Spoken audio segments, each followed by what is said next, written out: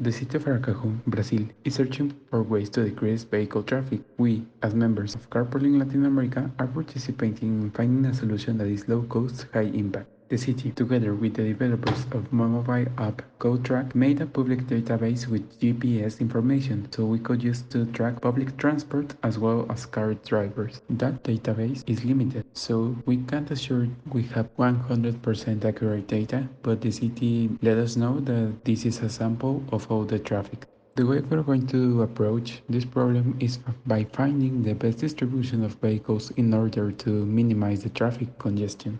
In order to start collecting data, we managed to create some tables in Excel that determine the routes the users take and intense traffic, the time, bus distance, and more variables that can help us get a better understanding of the problem.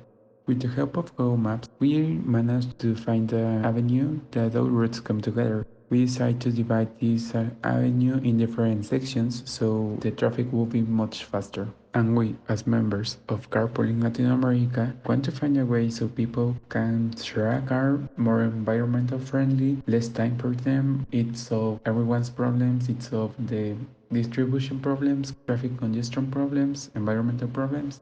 Finally, we determined that the best solution we could find is an arrangement in which a group of people commute together by a car. This would reduce the traffic, reduce gasoline costs, and reduce the carbon footprint that is created by these vehicles. At the same time, that reduces and solves the problem of traffic in Aracaju.